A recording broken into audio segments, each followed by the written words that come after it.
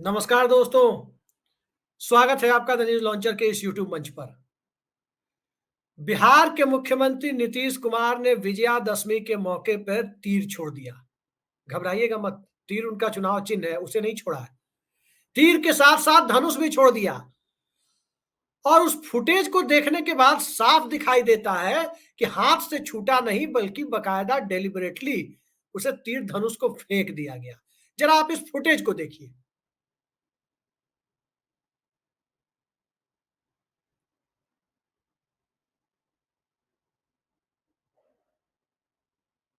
तो देखा आपने, साफ-साफ दिख रहा है कि उन्होंने हाथ से इसे छूटा नहीं बल्कि छोड़ दिया।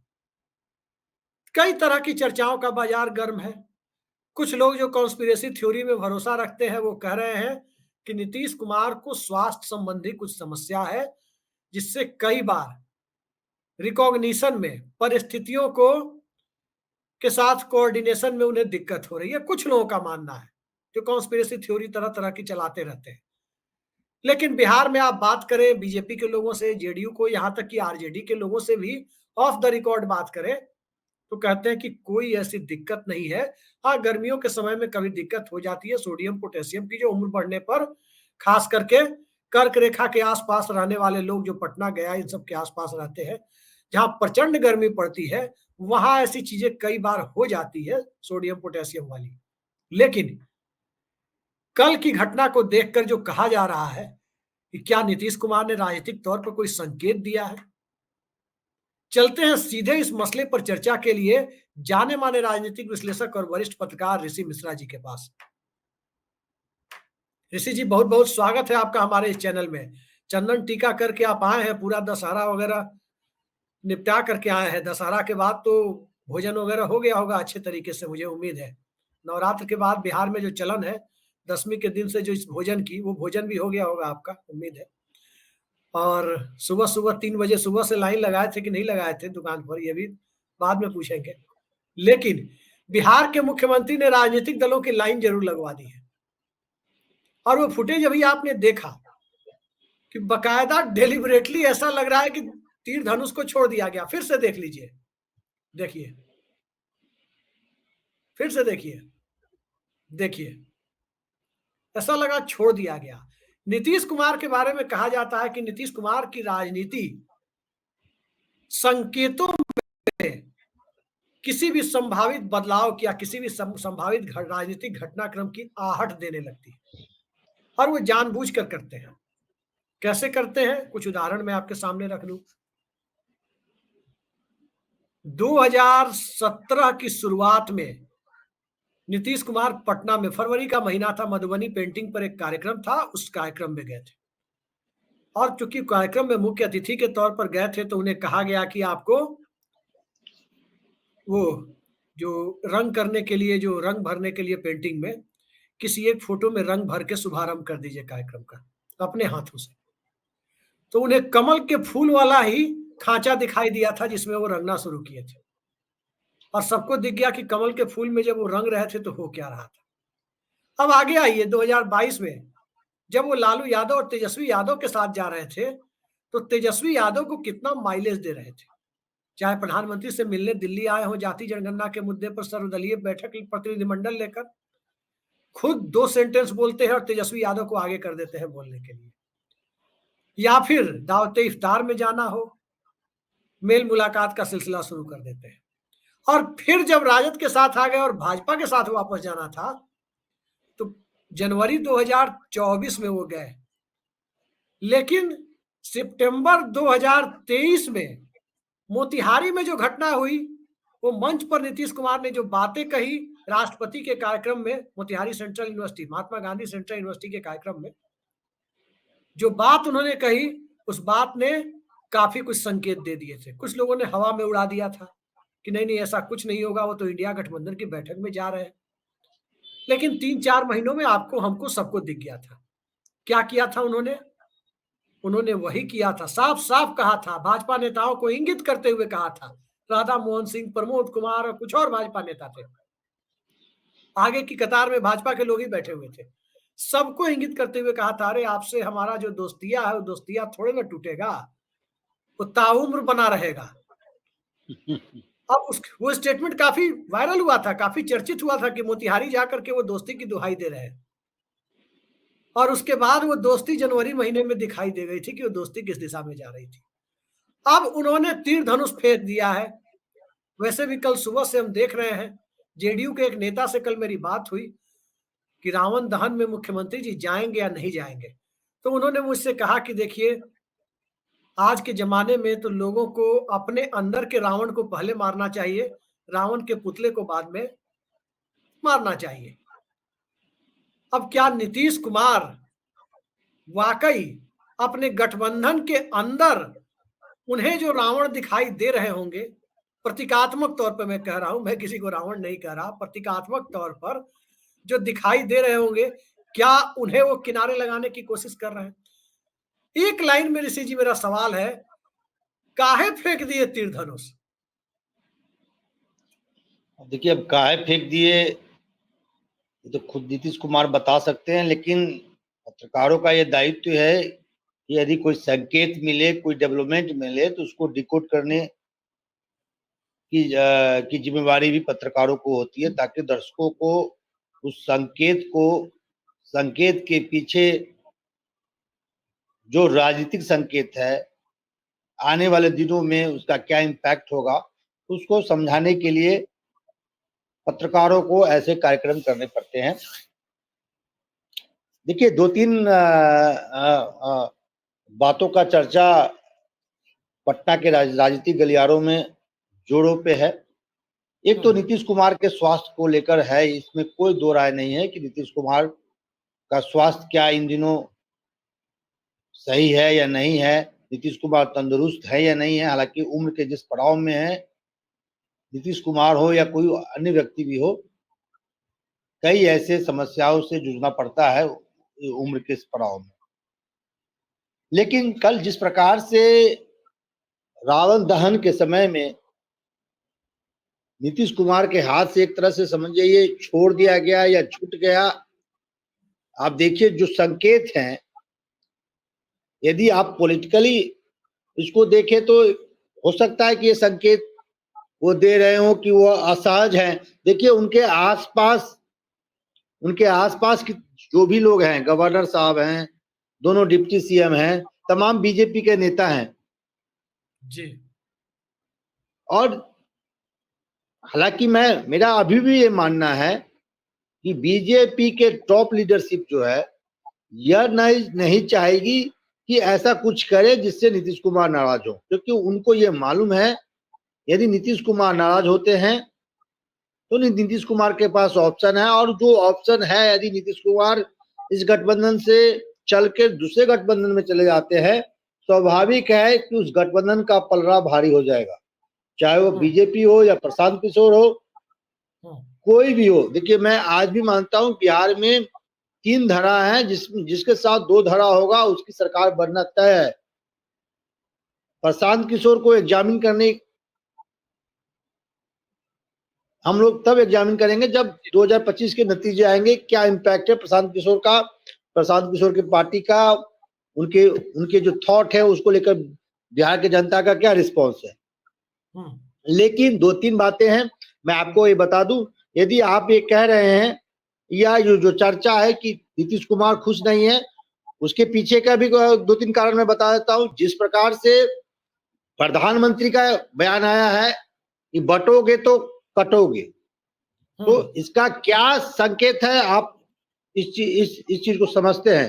प्रधानमंत्री कहां और किसको एड्रेस कर रहे हैं कहने की जरूरत नहीं है। हालांकि जब इस विषय को लेकर जब चर्चा होता है नेशनल मीडिया में, तो जो कुछ गोदी एंकर है या जो बीजेपी का प्रवक्ता है, डिफेंडिंग पॉइंट में ये कहते हैं, अदालत वाला चैनल सांडिल गिरिराज सिंह को बिठा रहा है। अब डिफेंडिंग पॉइंट में ये कहते हैं कि प्रधानमंत्री या योगी आदित्यनाथ या मोहन भागवत ये कहते हैं कि भाई देश की एकता की बात कर रहा है, कि देश के तमाम, तो भैया देश के तमाम लोग तो गंगा जमुना तहजीब में विश्वास करते हैं, सामाजिक समरसता में विश्वास करते हैं, फिर कहने की क्या जरूरत है। दूसरी बात, क्या हिंदुस्तान के प्रधानमंत्री सबको यूनाइट करने में असफल है, सरकार क्या कर रही है, बटोगे तो कटोगे, लॉ ऑर्डर का मामला भी बनता है जी भैया। तो वो बात तो है नहीं, आप किसी एक खास के समाज को संकेत दे रहे हैं। 80% 80 बनाम 20 का लड़ाई बनाना चाहते हैं, 80% को संकेत दे रहे हैं कि बटोगे तो कटोगे, यानी 80% बटोगे तो 20% वाला हावी हो जाएगा। ये आप डर दिखा रहे हैं। क्यों डर दिखा रहे हैं, उस पर भी आने की जरूरत है अभिषेक जी, क्योंकि राहुल गांधी या तमाम अखिलेश यादव, ममता बनर्जी, तमाम ऐसे जो नेता हैं जातीय जनगणना के पक्षधर हैं। वो चाहते हैं कि पूरे हिंदुस्तान में जातीय जनगणना हो, और और जातीय जनगणना का नींव डालने वाले कौन है, वो है नीतीश कुमार जी। वो मुद्दा तो निश्चित तौर पर ये बात समझने की जरूरत है। तो कई ऐसे डेवलपमेंट हो रहे हैं खासकर बीजेपी की तरफ से। अब देखिए, प्रधानमंत्री हरियाणा के जैसे ही नतीजे आते हैं उसके कल होके वो खुद ये कह रहे होते हैं, कह रहे हैं कि बटोगे तो कटोगे। तो इस प्रकार की राजनीति तो नीतीश कुमार करते नहीं है जी। तो नीतीश कुमार असहज होंगे। लेकिन मेरा अभी भी मानना है कि बीजेपी पर्सनली नीतीश कुमार को नाराज नहीं करना चाहेगी। वो भी विधानसभा चुनाव के समय में, बिहार में कभी भी विधानसभा चुनाव हो सकते हैं। लेकिन जो आप संकेत की बात कर रहे हैं, 2 मिनट और लूंगा। लखनऊ में जिस प्रकार से जेपी जयप्रकाश जी की जयंती थी शायद जी, और उस दिन जिस प्रकार से अखिलेश सिंह उनके जो वहां पे मूर्ति है उसका मल्यार्पण करने गए। एक कोई जगह मतलब संस्थान है JPNIC, JPNIC international centre, Delhi के जो इंडिया इंटरनेशनल सेंटर की तर्ज पर अखिलेश यादव ने बनवाया था। अखिलेश यादव अपने कार्यकाल में 80% उस ऑर्गेनाइजेशन का काम पूरा कर दिए थे, 20% बचा हुआ था। अब ये 7-8 साल से योगी आदित्यनाथ हैं, उसको पूरा नहीं कर पाए हैं। और सरकार का ये डिफेंडिंग पॉइंट है कि वहां पे सांप बिच्छू हैं, इसलिए अखिलेश यादव को नहीं जाने दिया गया। मेरा ये कहने का अर्थ है कि अखिलेश यादव ने कहा कि जो जेपी के अनुयायी हैं, खासकर नीतीश कुमार एनडीए में है और यहाँ जेपी का अपमान किया जा रहा है और नीतीश कुमार कुछ नहीं बोल रहे हैं।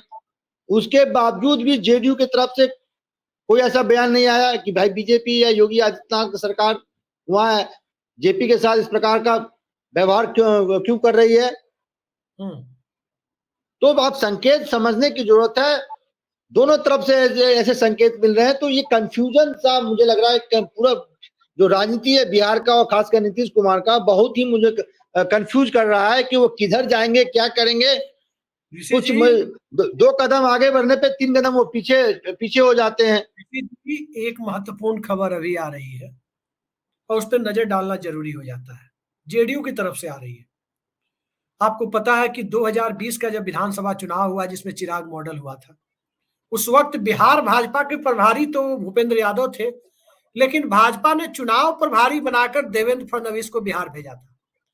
और देवेंद्र फडणवीस के साथ ही फाइल को पटकने वाली घटना हुई थी और सीटों की बातचीत टूटते टूटते बची थी जब बीजेपी ने आधी सीटों पर दावेदारी ठोकी थी और लिया भी था।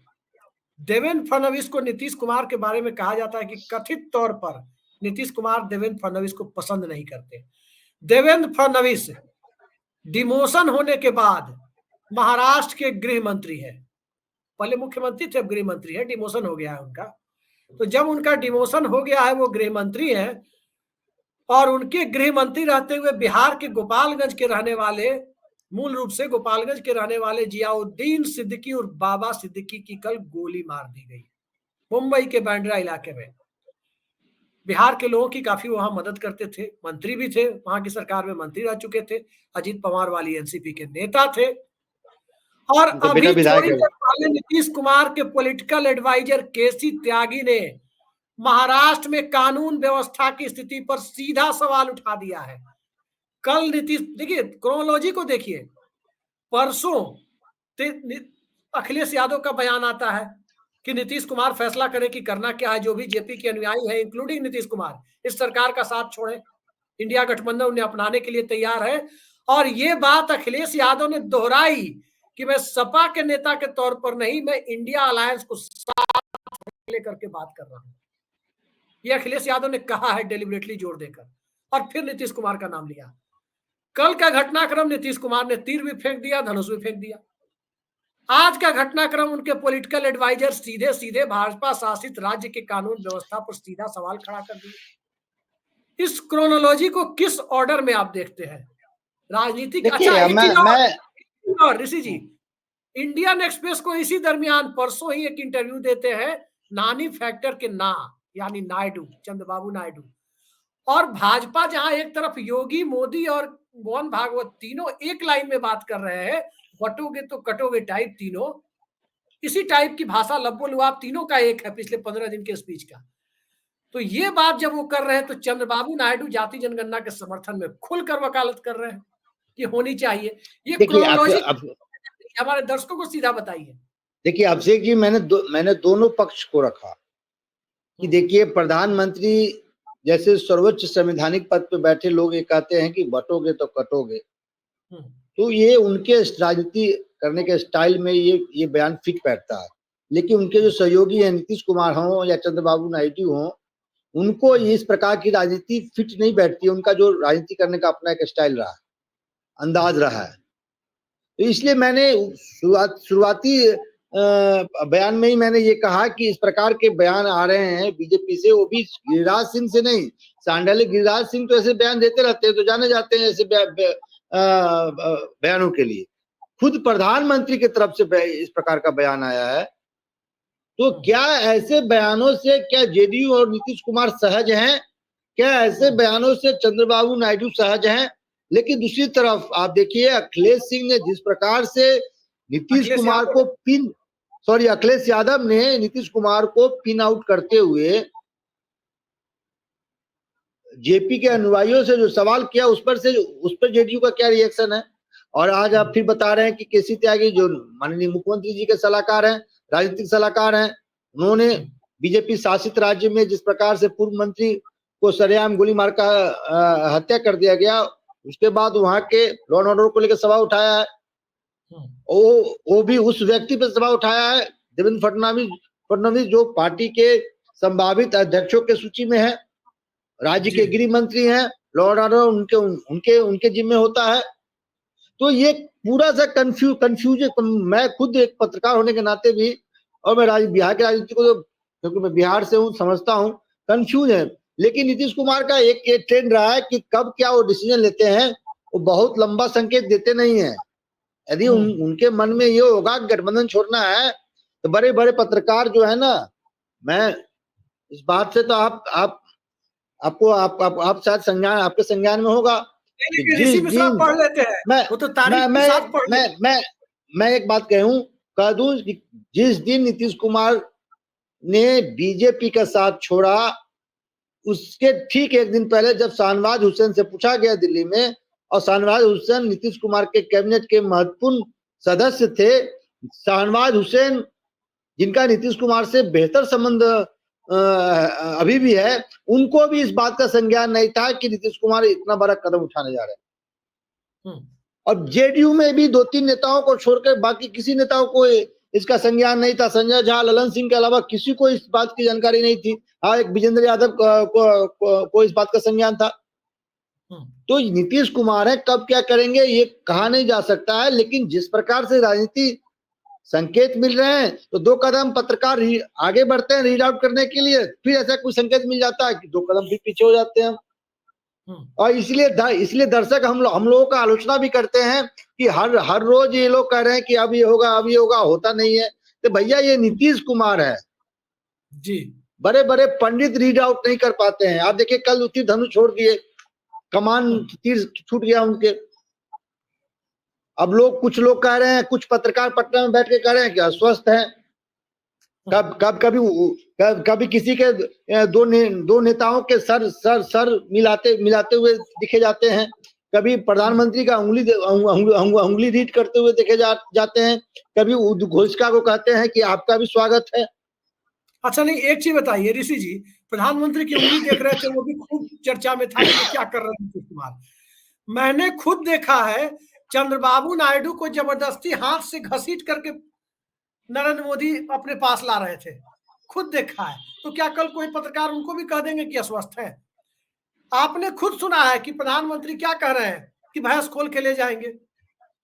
भाई ये बात सुनकर के लोगों को क्या लगेगा कि भैंस खोल के अब ले जाएंगे। प्रधानमंत्री तो देखिए, प्रधानमंत्री बहुत ही फिजिकली फिट है, बहुत योगा एक्सरसाइज करते हैं, तो वीडियो देखा मशरूम भी होगा ना। खाते हैं, मशरूम रुचि चंद्रबाबू मशरूम। नायडू के इसलिए खींच रहे थे कि आ जाओ इधर, जरूरत है, 24 में सीट घटने वाला है भैया। तो 24 में सवाल सीट ये है घटने कि वाले। पत्रकार, देखिए अधिकांश पत्रकार मैं आपको बता दूं, किसी न किसी वाद और किसी न किसी पार्टी के साथ वो उनके उससे ग्रसित होते हैं।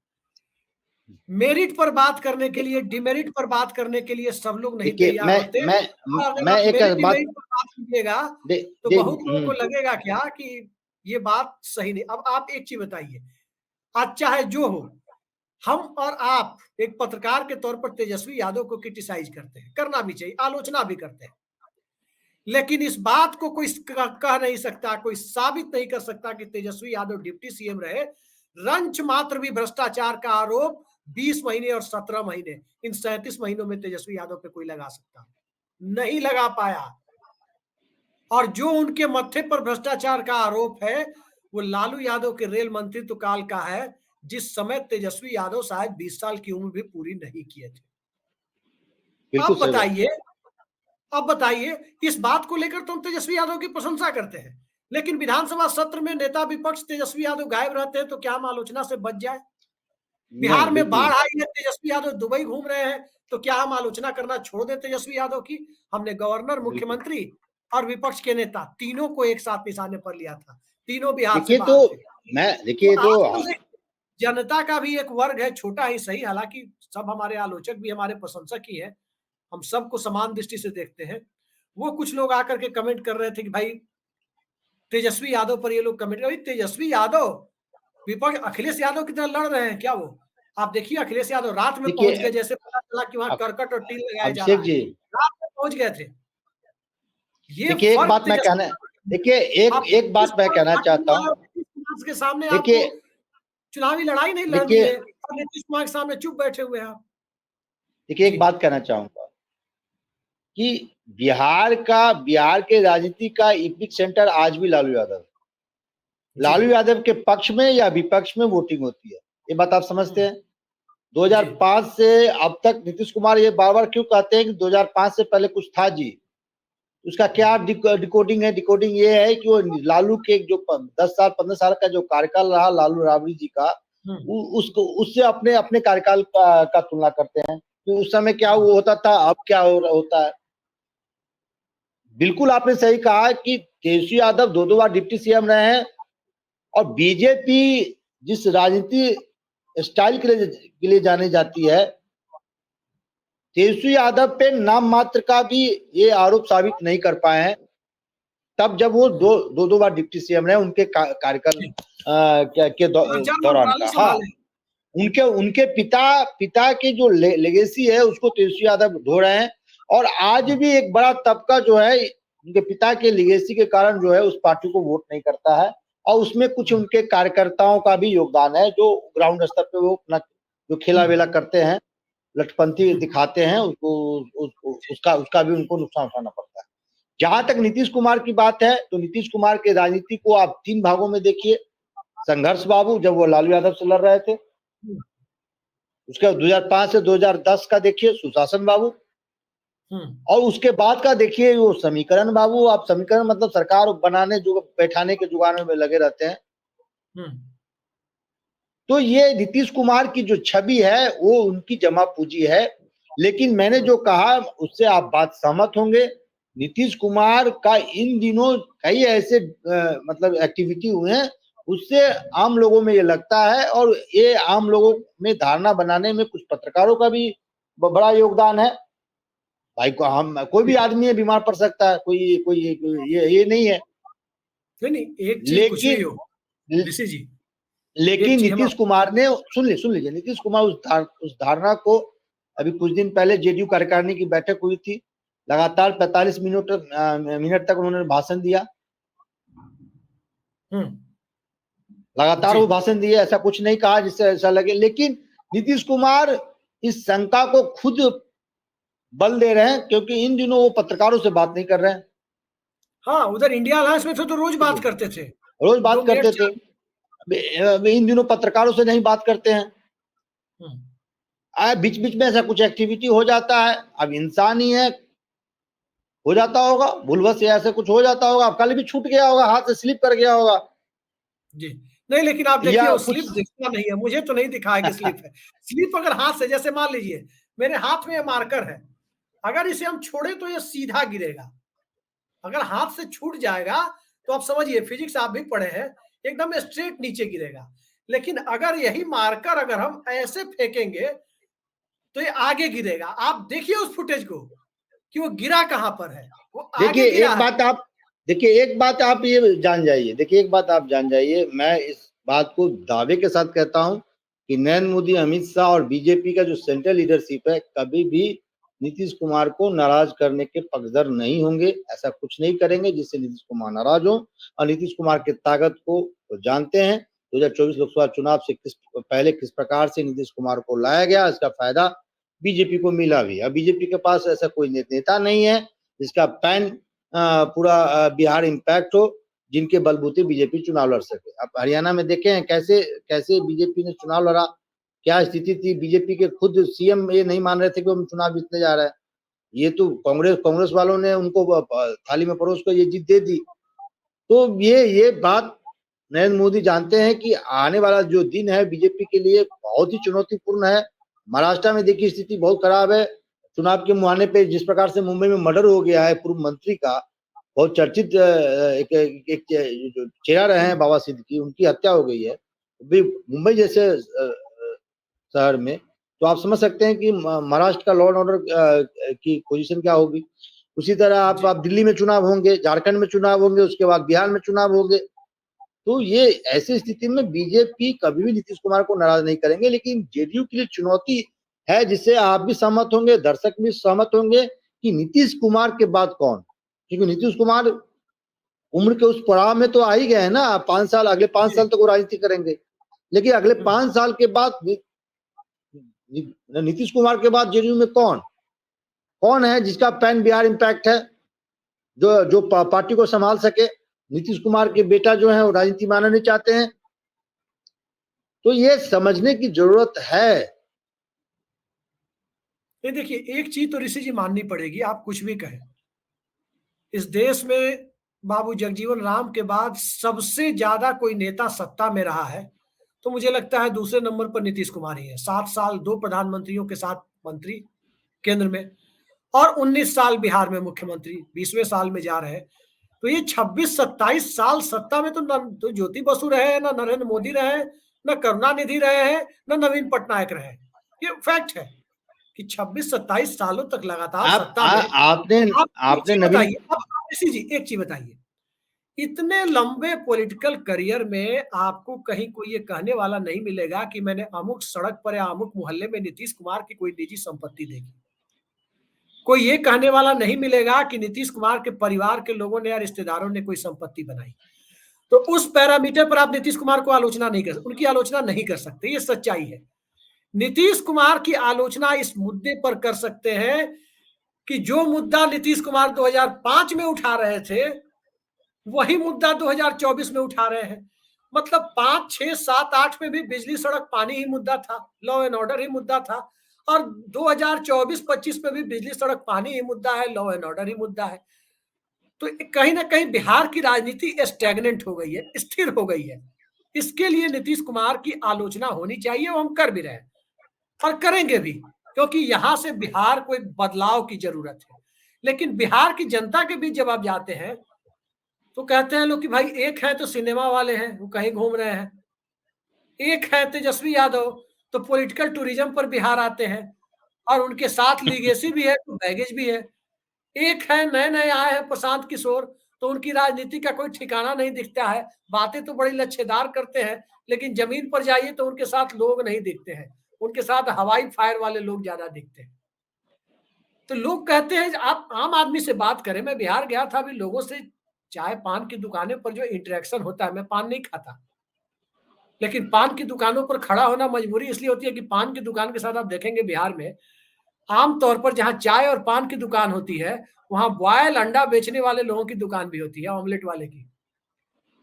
तो ऑमलेट की दुकान पे खड़ा होने में फायदा ये होता है कि ऑमलेट बनने में टाइम लगता है और बेंच होता है बैठने के लिए। तो बिहार में अब जहां भी जाइए, जो भी पत्रकार है उनके लिए भी हम कहना चाहते हैं कि पॉलिटिकल पल्स को समझना है तो वैसे चाय पान की दुकान पर जरूर जाइए जहां ऑमलेट की दुकान हो, और ऑमलेट बनवाइए।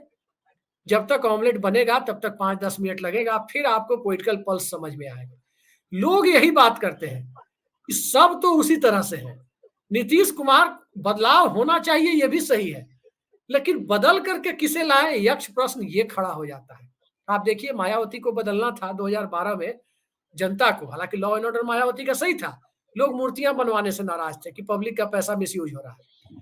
तो अखिलेश यादव का एक चेहरा दिखा कि ये नया लड़का है, ये कुछ करेगा।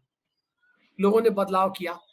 फिर 2017 में अखिलेश यादव के घर में ही विवाद चल रहा था। शिवपाल सिंह यादव एक अलग प्रगतिशील समाजवादी पार्टी, मुलायम सिंह यादव तक नाराज हो गए थे। उस सब विवाद चल रहा था। जनता को लगा कि नहीं, नरेंद्र मोदी की एक अपील दिख रही है कि काम नहीं, अखिलेश बाबू आपका काम नहीं, कारनामा बोलता है। इस तरह की बातें जब नरेंद्र मोदी बोलते थे, लोगों को लगा कि नहीं भाई, यहां भी डबल इंजन की सरकार से ग्रोथ तेज होगा। तो लोगों ने योगी जी को लाया। तो चेहरा दिख रहा था कि भाजपा में नरेंद्र मोदी जिसे भी बनाएंगे वो ठीक बनाएंगे। तब नरेंद्र मोदी उम्मीद की किरण थे। बिहार में दिक्कत क्या है? विकल्पहीनता की स्थिति सबसे बड़ी समस्या है। और जब विकल्पहीनता ही बिहार में नीतीश कुमार को सत्ता में बनाए रखने के लिए जिम्मेदार है, तो उस विकल्पहीनता के बीच, जैसे दिल्ली में शीला दीक्षित के सामने विकल्पहीनता थी, विजय गोयल, विजय मल्होत्रा, हर्षवर्धन, सब एक एक के बाद एक मुकाबला नहीं कर पा रहे थे। उसमें जनता ने केजरीवाल चुन लिया था। बिहार का मिजाज वो नहीं है। क्या आपको लगता है कि इसी विकल्पहीनता की स्थिति के बीच तीर कमान छोड़ने की जो संकेत है, तेजस्वी यादव के लिए संकेत है, भाजपा के लिए संकेत है, या नीतीश कुमार ने सीधा सीधा अखिलेश यादव के ऑफर पर अपनी तरफ से पहला कंकड़, राजनीतिक कंकड़ मार दिया है? अब देखिए, आप मैं जो समझाना चाहता हूं, आप शायद आप समझ नहीं पा रहे हैं या मैं समझा नहीं पा रहा हूं। देखिए, उड़ीसा में पटनायक साहब के विरुद्ध कोई एंटी इनकम्बेंसी नहीं था, लेकिन जो नैरेटिव गढ़ा गया था कि पटनायक साहब स्वस्थ नहीं है और पटनायक साहब जो है कुछ खास लोगों के भरोसे सरकार चला रहे हैं, और इस स्थिति का बीजेपी ने फायदा उठाया। यही स्थिति लबोलबाब बिहार में बन रही है। यदि ये स्थिति नहीं है तो नीतीश कुमार को सामने आके ऐसा कुछ दिखाना चाहिए, ऐसा कुछ करना चाहिए कि लोगों को लगे कि हमारा मुख्यमंत्री स्वस्थ है। अब मीडिया से आप दूरी बनाएंगे। जो नीतीश कुमार हर एक दिन पत्रकारों से इंटरेक्ट करते थे, वो नीतीश कुमार वो नीतीश कुमार पत्रकारों से एक तरह से बिल्कुल दूरी बना रखा है। तो ये जो शंका का जो एक माहौल बन रहा है, खुद नीतीश कुमार इसको जन्म दे रहे हैं। और ऐसा लग रहा है कि तेजस्वी यादव, अभी कुछ दिन पहले एक किसी विभाग का बैठक था, मात्र 7-8 मिनट में नीतीश कुमार ने उस बैठक को खत्म कर दिए। फिर तेजस्वी यादव का रिएक्शन आया कि नीतीश कुमार स्वस्थ नहीं थे, उनकी तबीयत ठीक नहीं थी, इसलिए तुरंत आनंद फानन में बैठक को खत्म करना पड़ा। तो ऐसी स्थिति को जन्म, और ये जो भ्रम का जो माहौल बन रहा है बिहार में, खासकर नीतीश कुमार के स्वास्थ्य को लेकर, ये खुद नीतीश कुमार इस चीज को जन्म देते हैं। तो नीतीश कुमार ईमानदार हैं और आज तक व्यक्तिगत उन पर कोई आरोप नहीं लगा है। इतने बड़े राजनीतिक कैरियर में या मंत्री काल में, या वो केंद्रीय मंत्री, कई बार केंद्रीय मंत्री रहे, उन पे कोई व्यक्तिगत रूप से भ्रष्टाचार के आरोप नहीं है। हालांकि उनके कार्यकाल में कई ऐसे चूहा जो है बिलार बन गए हैं, इसमें भी कोई दो राय नहीं है। जिनके पास साइकिल नहीं हुआ होता था, आज वो ऑडी BMW से घूम रहे हैं, कोई दो राय नहीं है। हालांकि ऐसी स्थिति हर पार्टी में है। एक अभी बीजेपी ने एक ऐसे लोगों को लिया है जो चर्चित बाहुबली रहे हैं, डिफेंडर से चलते हैं। डिफेंडर कितने का आता है वो अभिषेक जी बताएंगे आपको। तो ये डिफेंडर कहाँ से आ रहा है? ये जो कहने को ये लोग कह रहे हैं कि समाज सेवी हैं हम, डिफेंडर भी डिफेंडर से चलते हैं भैया। ये कौन से समाज सेवी हैं जो डिफेंडर से चलते हैं? तो ऐसी स्थिति हर पार्टी में। मेन जो सवाल है नीतीश कुमार के स्वास्थ्य को लेकर, इस पे नीतीश कुमार और जेडीयू को खुद स्टैंड लेना चाहिए। उस पर नीतीश जो कुमार तेजस्वी यादव, हाँ, जो तेजस्वी या तमाम विपक्षी पार्टी या खुद प्रशांत किशोर ने भी इसको लेकर कई बार बयान दिया है और जेडीयू में जो स्थिति है आफ्टर नीतीश कुमार कौन होंगे जेडीयू के उत्तराधिकारी? इन तमाम चीजों पे जो कयास से लगाए जा रही है, अशोक चौधरी अलग है, वो ऋषि जी, अभी एक चीज अशोक मैं सुन बता लीजिए दूं ना, एक आपको। सुन लीजिए ना, अशोक चौधरी एक अलग कोई कार्यक्रम का भी घोषणा किए हैं। अक्टूबर में अक्टूबर के लास्ट वीक में कोई बड़ा कार्यक्रम करने जा रहे हैं। तो मतलब इस पे बिल्कुल क्लियर स्टैंड होना चाहिए जेडीयू का, खासकर नीतीश कुमार के स्वास्थ्य को लेकर। जी ऋषि जी, एक चीज मैं अभी आपको बता दूं कि ये उत्तराधिकारी की बात हो या स्वास्थ्य की चर्चा चल रही हो, एक दिन 1 घंटे की प्रेस कॉन्फ्रेंस नीतीश कुमार पत्रकारों को बुलाकर ले लें, प्रेस कॉन्फ्रेंस को संबोधित करें और पत्रकारों के साथ फुटेज आए, जैसे नीतीश कुमार जिसके लिए जाने जाते थे कि उनके यहाँ कोई बहुत ज्यादा प्रोटोकॉल भी नहीं था। भूजा पार्टी में पत्रकार लोगों को बुलाया जाता था कि आइए आज भूजा पार्टी में। हालांकि देखिए एक आप बात ये और क्लियर बताइए, कर दूं, ये क्लियर कर सुन दिया, लीजिए, सब एक बात चर्चा और बंद हो क्लियर कर गई। दूं, एक बात और क्लियर कर दूं आपको अभिषेक जी। मैं व्यक्तिगत रूप से ये नहीं मानता हूं कि नीतीश कुमार अस्वस्थ है। जी, मैं भी नहीं ठीक मानता। है, जिस प्रकार की अस्वस्थता की चर्चा है, बुखार बीमार कोई भी हो सकता है, कोई बड़ी चीज नहीं है, लेकिन जिस प्रकार की अस्वस्थता की चर्चा, अभी हाल में ही मुजफ्फरपुर आए थे वो, उन्हीं के पार्टी के जो एमएलसी हैं दिनेश सिंह, उनके पुत्र का सड़क दुर्घटना में मौत हो गई थी, श्रद्धांजलि देने नीतीश कुमार आए थे। यदि वो फिजिकली अस्वस्थ होते तो पटना से मुजफ्फरपुर आते नहीं, और उसी दिन कार्यकारिणी की बैठक थी, इतना बड़ा हैट्रिक शेड्यूल के बाद वो मुजफ्फरपुर आए, तो वो स्वस्थ, बिल्कुल स्वस्थ हैं। लेकिन ये जो कंफ्यूजन का माहौल बनाया जा रहा है, उसको जन्म खुद नीतीश कुमार दे रहे हैं। तो इस पर नीतीश कुमार को स्टैंड लेना होगा। आखिरी सवाल, चलिए, एक जानकारी जी आ रही है। टाइम ओवर हो रहा है। आखिरी सवाल, एक छोटा सा सवाल है। चर्चा ये है कि अगर नीतीश कुमार महागठबंधन के साथ जाते हैं, अगर नीतीश कुमार अखिलेश यादव के ऑफर को स्वीकार करते हैं, अंदर खाने ये चर्चा गर्म है कि उनके जो 2 नायब है, नीतीश कुमार बिहार के सूबेदार है, देशज भाषा में कहे तो 2 नायब सूबेदार हैं, उनमें से एक का मन बीजेपी से खट्टा हो चुका है और वो बीजेपी से ज्यादा नीतीश कुमार के करीब हो गए। ये चर्चा है।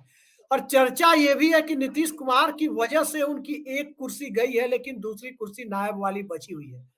वो एक ऐसे घर में भी चले गए हैं जिस घर में जाने वाले लोगों की कुर्सी बचती नहीं है। अब चर्चा है कि अगर नीतीश कुमार जाएंगे तो दोनों में से एक नायब, मैं नहीं जानता कौन से है वो, एक नायब उनके नीतीश कुमार के साथ गठबंधन को अलविदा करके चले जाएंगे, पार्टी को भी अपनी अलविदा करके चले जाएंगे। कई पार्टियों में रहे भी हैं। जी, अरे क्यों सम्राट चौधरी का बेचारे को आप बीजेपी में कमजोर करना चाहते हैं? नहीं, हमने चर्चा सुनी है, देखिए, उसकी चर्चा देखिए, मैं क्योंकि टाइम ओवर हो रहा है, मैं 2 लाइन में आपको समझा दूं। नीतीश कुमार तभी एनडीए गठबंधन से अलविदा कहना चाहेंगे तब जब उनको मुख्यमंत्री से बड़ा कोई पद ऑफर होगा, और नीतीश कुमार के दिल में कहीं न कहीं किसी एक कोने में वो प्रधानमंत्री बनने की लालसा, चाहे वो 2 दिनों के लिए हो, 1 महीने के लिए हो, 2 महीने के लिए हो, वो लालसा कहीं न कहीं नीतीश कुमार के दिल के किसी कोने में छुपा बैठा है। और यदि उस ऑफर की बात यदि कोई करता है और ऐसी स्थिति बनती है, तभी नीतीश कुमार एनडीए छोड़कर इंडिया गठबंधन में जाएंगे। क्या वो स्थिति बन पाती है, ये साथ में देखना लेके भी होगा। जाएंगे एक नायब सूबेदार और को। राजनीति में कब कब कौन किसके, ज्योतिराज सिंधिया राहुल गांधी के क्या रिलेशन थे मालूम है ना आपको? जितिन प्रसाद और राहुल गांधी के क्या संबंध थे? मिलिंद देवरा और राहुल गांधी के क्या संबंध थे? संजय निरुपम को राहुल गांधी ने क्या नहीं दिया? आरपीएन सिंह, राजीव गांधी के टाइम में अरुण नेहरू को राजीव गांधी ने क्या नहीं दिया? विश्वनाथ प्रताप सिंह, आप हमसे बेहतर जानते हैं विश्वनाथ प्रताप सिंह के बारे में। वित्त मंत्री बनाया, रक्षा मंत्री बनाया, क्या क्या नहीं दिया? अंत में राजीव गांधी के बीच में छुरा भोंकने वाले यही अरुण नेहरू थे, विश्वनाथ प्रताप सिंह लोग थे। तो ये राजनीति में कब क्या हो जाए, कौन किसके साथ चले जाए, कहा नहीं जा सकता। जैसे आजकल कुछ पत्रकार कभी फन्ना चैनल में होते हैं, कल होकर दूसरे चैनल में चले जाते हैं। तो हर जगह यही स्थिति है भैया, कोई किसी पे कब कोई टिकाऊ नहीं है, कब कौन कहाँ चले जाए कोई ठीक नहीं। चलिए, मतलब कौन कहाँ चला जाए, बिल्कुल आपने सही कहा, इसकी कोई गारंटी नहीं है। जैसे इस देश के ईमानदार पत्रकार हैं, वैसे ही बिहार के ईमानदार राजनीतिक दल है। अखिलेश यादव ने पत्रकारों के लिए ईमानदार पत्रकारों की सूची बनाई है, लेकिन बिहार में अगर ईमानदार राजनीतिक दलों की सूची बनाई जाए, कोई दल अछूता नहीं बचेगा, क्योंकि बिहार की राजनीति में कोई ऐसा दल नहीं है जो नीतीश कुमार के साथ नहीं जाना चाहता, नीतीश कुमार की पालकी ढोने के इच्छुक नहीं दिखता। और राजनीति के आलू हैं, नीतीश कुमार राजनीति के आलू हैं, हर सब्जी के साथ फिट बैठते हैं। अब ऐसे मत बोलिए, हम लोग 90s के बच्चे हैं, और जब हम लोग 90s के बच्चे हैं तो किसी ने इंजमामुल हक को आलू कह दिया था तो बैट उठा के उसको मारने दौड़े थे। खैर, नीतीश कुमार अहिंसक आदमी है, हम पत्रकारों को बैट लेकर के नहीं दौड़ाएंगे। आप उनको आलू कह रहे हैं, ये ठीक बात नहीं है। बहुत विद्वान आदमी है, खूब पढ़ने लिखने वाला। राजनीति के आलू है मतलब समझे नहीं, वो हर समीकरण में फिट बैठते हैं। तो मैंने कहा राजनीति के आलू हैं, आलू को किसी सब्जी के साथ मिक्स कर दीजिए, वो बहुत टेस्टी लगता है। चलिए, अब सब्जी कितनी टेस्टी बनती है, पॉलिटिकल सब्जी कितनी टेस्टी बनती है, और पॉलिटिकल सब्जी में तीर और कमान का हाथ से छूटना संयोग है या प्रयोग है, इसकी कुछ दिनों में आपको झलक मिल जाएगी। महाराष्ट्र के चुनाव को खत्म होने दीजिए, उम्मीद है कि कल या परसों महाराष्ट्र का चुनाव अनाउंस कर दिया जाए, चुनाव आयोग तारीखों का ऐलान कर दे, ये बात करीब करीब तय है कि आने वाले वक्त में। और महाराष्ट्र के बाद हिंदुस्तान का जो पावर इक्वेशन बदलने की चर्चा है, और पावर इक्वेशन के बाद दिल्ली की ड्राइवर सीट पर कौन बैठेगा, स्वाभाविक है कि ये नानी फैक्टर तय करेगा। और अब तो बीजेपी की स्थिति ये दिखाई दे रही है कि एकनाथ शिंदे भी भारतीय जनता पार्टी के साथ आंख में आंख मिलाकर बात कर रहे हैं। तो भला नीतीश कुमार जो कभी आंख में आंख मिलाकर बात नहीं करते, आंख नीची करके बात करते हैं, उनकी खासियत है कि वो आंख नीची करके बात करते हैं। और नीतीश कुमार का आंख नीचे करके बात करना बहुत लोगों के कान खड़े कर देता है। अब देखिए, कान खड़े करने की स्थिति सबसे पहले ऋषि मिश्रा जी ही बताएंगे। इनके, मुझे लगता है कि देश के इकलौते पत्रकार हैं, सीधा मुझे तो वही याद आता है 9 अगस्त 2022 और ऋषि मिश्रा 5-10 दिन पहले बता रहे थे 9 अगस्त 2022, और जो ऋषि मिश्रा बोले वही हुआ। शाहनवाज हुसैन गलत हो गए, ऋषि मिश्रा गलत साबित नहीं हुए। तो देखते हैं। ऋषि जी, बहुत बहुत धन्यवाद आपका। बिहार की राजनीति में तीर कमान दोनों गिरा है, लेकिन तीर कमान गिरने के बाद क्या पता चक्कर उठा लिया जाए जनता दल का पुराना चुनाव चिन्ह। और तीर कमान अगर हाथ में रहेगा तो लालटेन में शीशा होता है, फूट जाएगा। तो तीर कमान के साथ लालटेन नहीं की जरूरत नहीं है। चक्कर होता है कि उसमें आप लालटेन को टांग करके कहीं दीवार में कांटी से, कहीं कील पर, किसी आईने में उसको टांग सके। तो देखिए होता क्या है। बहुत बहुत धन्यवाद ऋषि जी, बिहार की परिस्थितियों पर चर्चा के लिए। नमस्कार।